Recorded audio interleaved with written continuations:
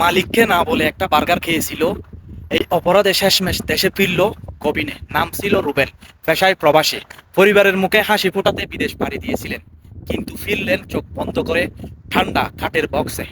একটা বার্গারের জন্য জীবন গেল। এটা কোনো নিয়ম? এটা কোনো ইনসাফ? একটা লাশ দেশে আনতে লেগে গেল 1 বছর।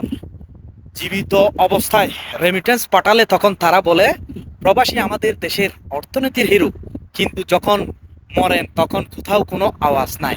মিডিয়ারা কই? সাংবাদিকরা কই? যারা অভিনেত্রীর কি খায়, কে কোথায় কার সাথে প্রেম করতেছে সেই সমস্ত খবর 24 ঘন্টা প্রচার করে, তাদের মুখে প্রবাসীদের জন্য একটা লাইনও নাই। জেনে রাখেন, রসুল সাল্লাল্লাহু আলাইহি ইসলামের দেশে এখনো আবু জাহেল বেঁচে আছে। তারা প্রবাসীদেরকে মানুষ পাবে না ভাই, দাস পাবে। তাদের তেল বিক্রির অহংকার আর হজের টাকার গরমে তারা ভুলে গেছে এই দেশে কার নামে আজান হয়। আজ প্রবাসীদের কান্না কেউ শোনে না। রক্ত দিয়ে দেশ চালায় যারা, তাদের মরার পর একটা কাফনের কাপড়ও ঠিক মতো দেয় না। এই ভিডিওটা শুধু রুবেল ভাইয়ের না, এই ভিডিওটা হাজারো অবহেলিত প্রবাসী ভাইয়ের গল্প।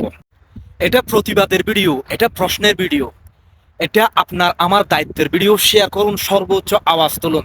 যারা বিত্তশালী প্রবাসী আছেন তারা রুবেল ভাইয়ের খোঁজখবর, পরিবারের খোঁজখবর নিয়ে তাদের পরিবারের পাশে একটু দাঁড়ান।